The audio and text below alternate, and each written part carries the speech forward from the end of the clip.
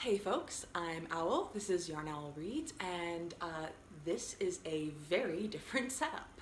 Last month, my wife got a job in a different city, in a different state. This is a temporary setup while we look into buying a house, which means that I'm not unpacking or shelving any of my books. All the books that you're going to see today came from the library. Today's video is going to be an announcement video and a TBR and some recommendations for the 2019 Queer in Space Readathon. There's a husky here who needs pets. Last year I did Queer in Space for the entire month of December. This year it's just going to be for 1 week. The dates for this readathon are going to be Monday, December 16th until Sunday, December 22nd, midnight to midnight, whatever your time zone is. So now you have the dates. I'll tell you a little bit about the readathon. This readathon is dedicated to reading queer speculative fiction. So that could be sci-fi, that could be fantasy, that could be magical realism, that could be superheroes, like anything under the spec-fic umbrella counts. So there are 5 challenges this year.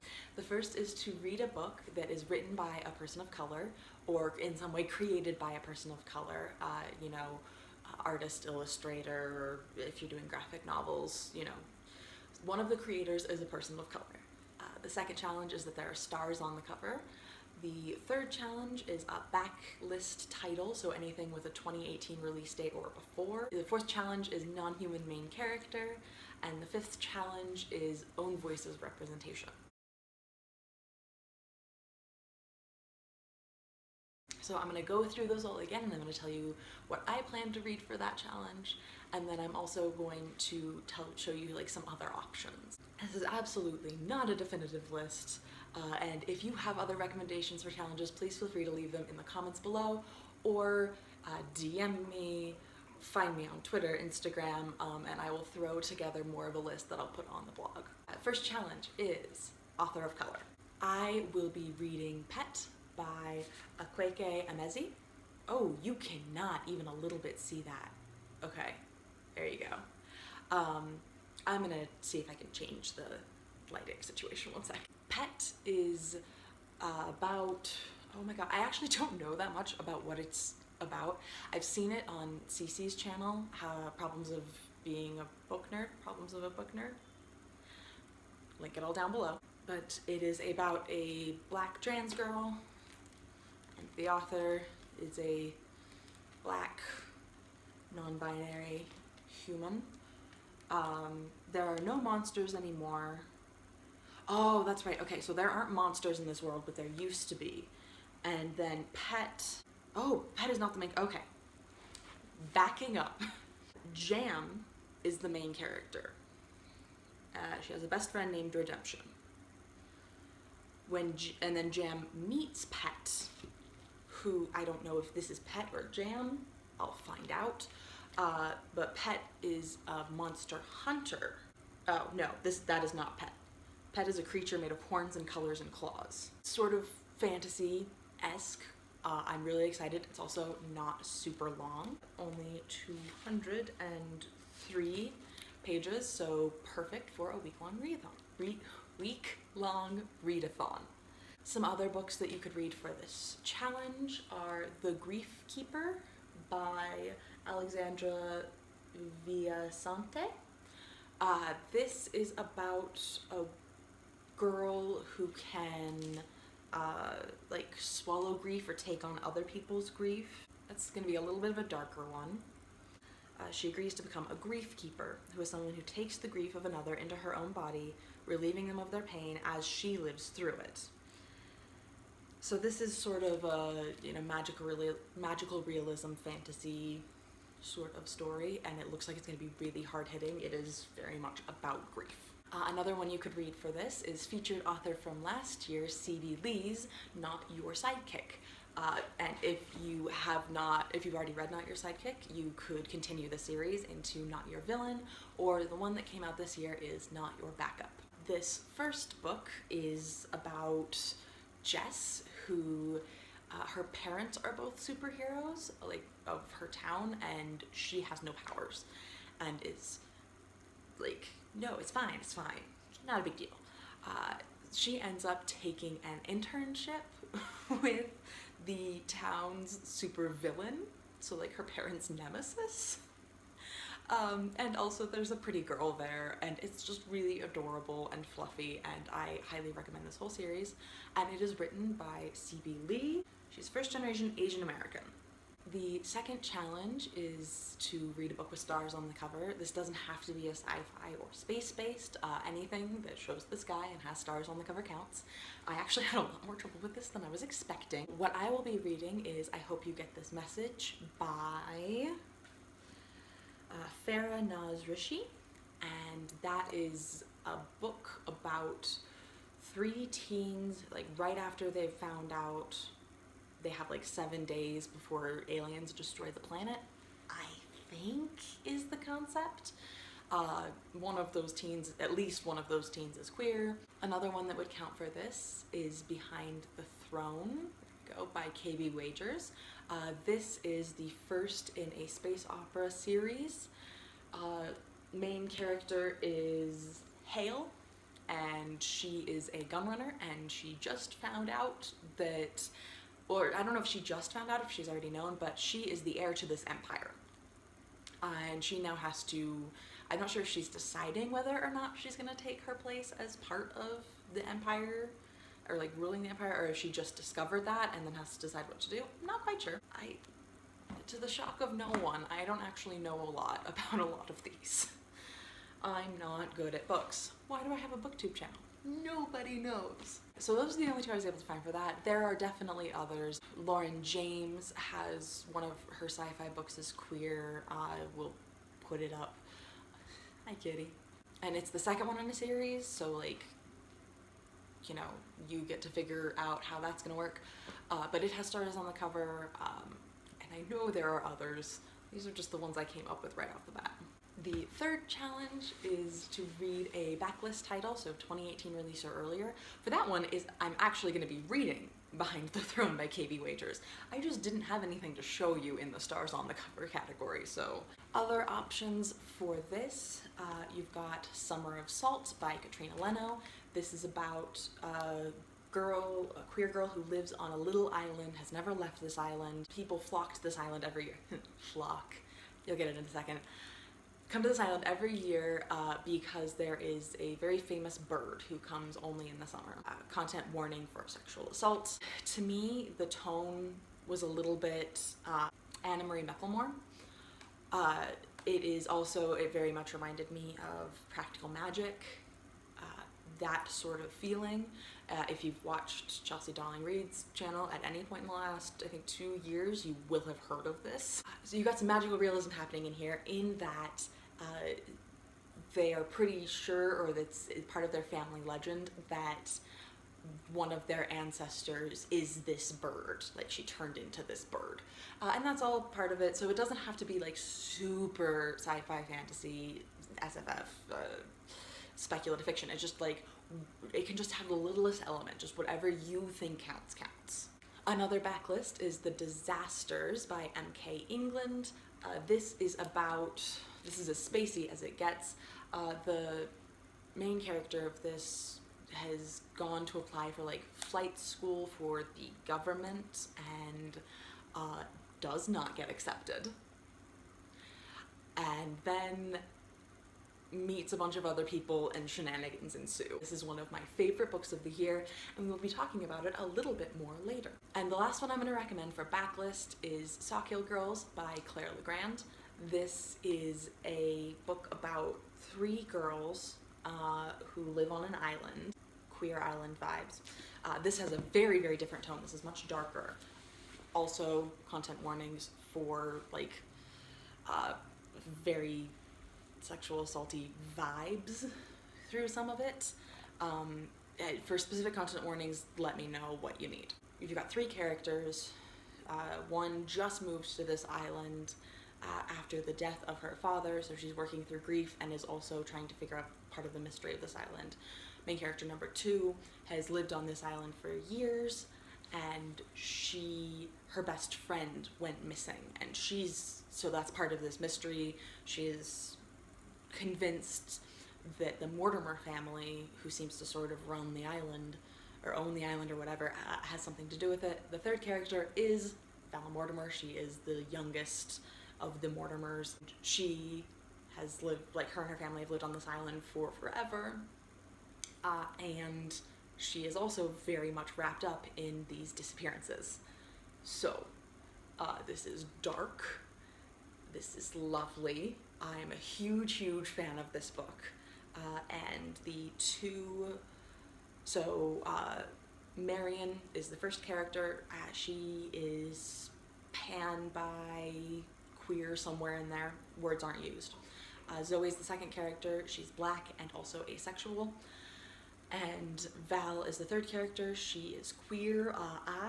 Again, words aren't used. I personally think she's very, just likes girls, but, you know, again, words aren't used. You interpret.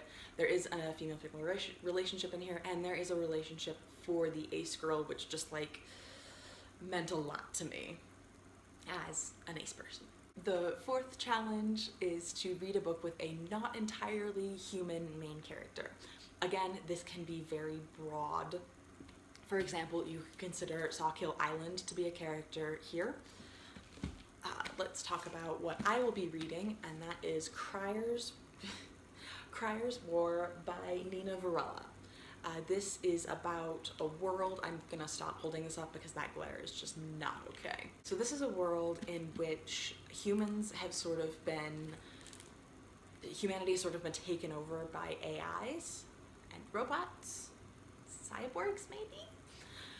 So the two main characters in this are a human who wants to take revenge against, do they have a name?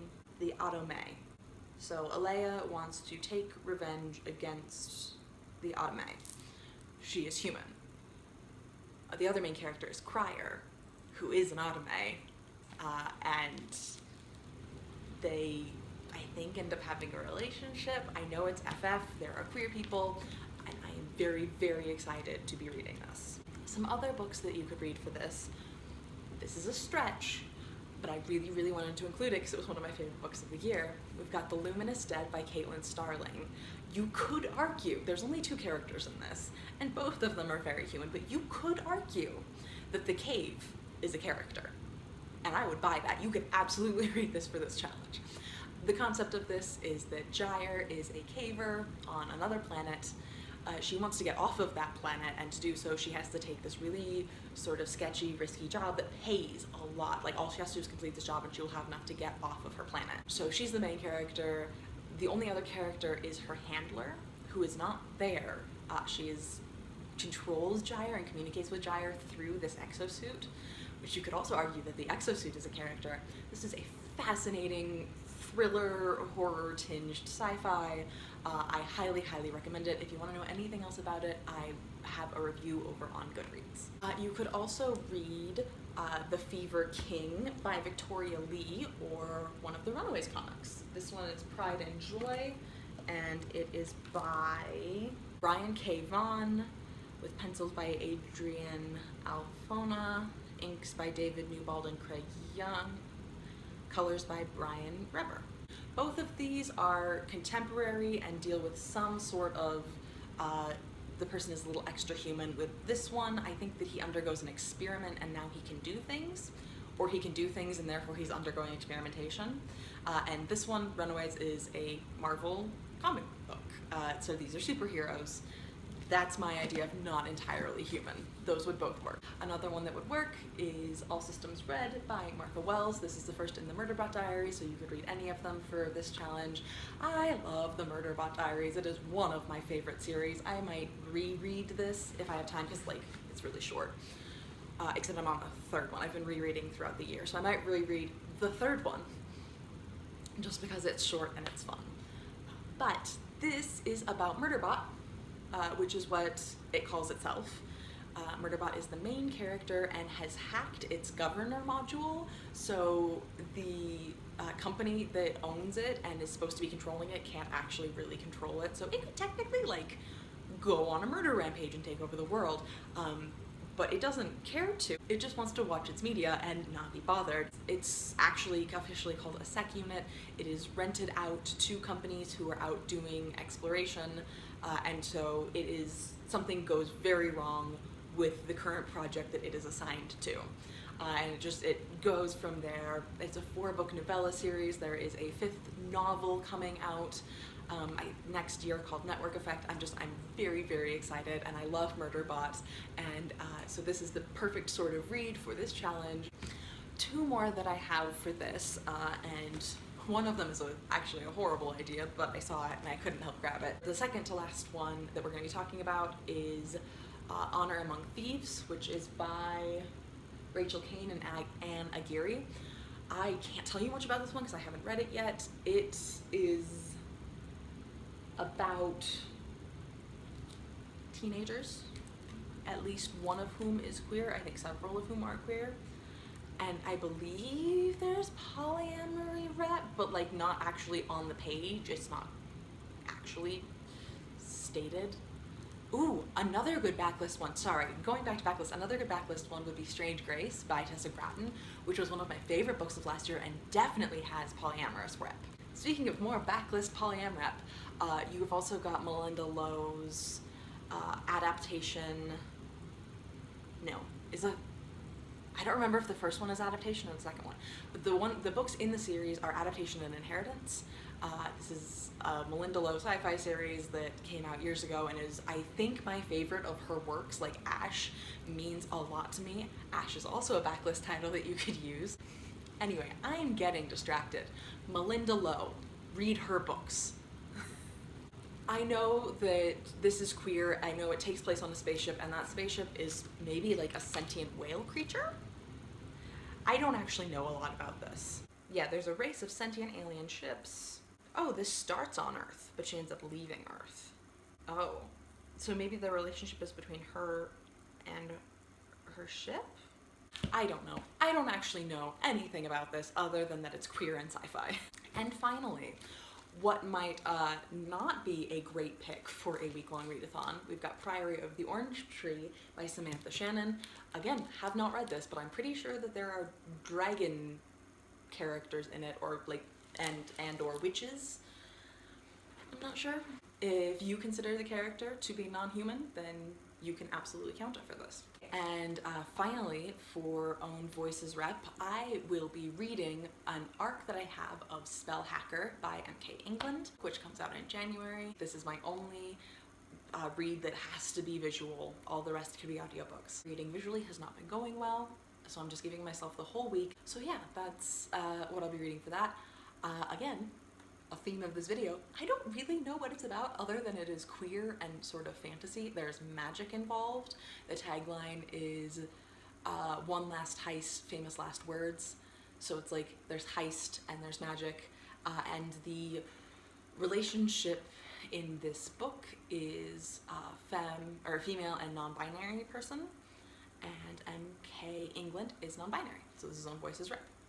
More Own Voices rep is in Once and Future by Amy Rose Capetta and Corey McCarthy. There is a non-binary character in here. Corey McCarthy is definitely non-binary. Amy Rose Capetta might be. They're queer. And this book is very, very queer, which is why it is also the group read for this week. This is a King Arthur retelling in which King Arthur's reincarnated as a girl, and she's queer and she's awesome, and it is also and it all takes place like in space. It's also a story about immigration issues and about class, and it's beautiful and wonderful. Ironically, despite the fact that this is the group read, I will not be reading it this week. I read it earlier in the year.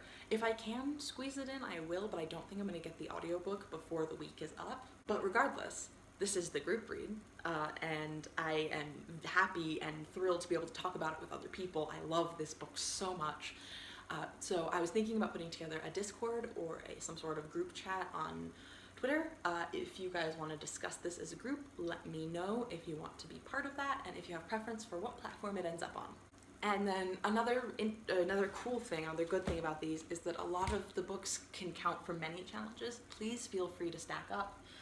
So for example, Not Your Sidekick has not quite entirely human main characters, so that counts for that. Obviously, Pet has not entirely human characters. A lot of these have own voices representation. There are also some books that like don't fit these challenges. You don't have to go on these challenges. You could just read queer specfic. So for example, one that I really want to read is Now Entering Adamsville by Francesca Sapia, and I could not think of a challenge that it fits into. It might be non-human main character, or not non-human main characters, but non-human characters. Never mind, this absolutely fits for non-human characters. There are ghosts.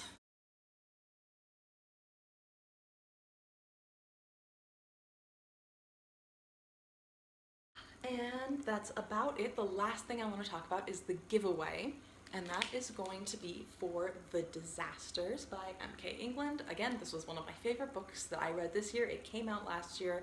I love it so much that like M.K. England is now an auto-buy author just after this one book for me. And so I'm giving away a copy in whatever format you prefer. So it just came out in paperback, which works. You can also get a hardback, an audiobook, or an ebook. The full details of this I'm still working out. Mostly it's just that there's going to be a form that you can fill out on the Queer in Space main webpage on my blog. That is all I have for you today. I am really, really excited about this readathon. I wasn't even sure it was going to happen because grad school and moving and just everything has been, this year's been a bit of a mess. And I'm really glad that I was able to pull this together. Thank you to everyone who encouraged me, and thank you to everyone who is interested in participating. If you want to get in touch with me on any other platform, I've got all of my links below. If you've got questions or comments, please feel free to leave them in the comments. I hope you all have a great day, and I will talk to you again soon. Bye!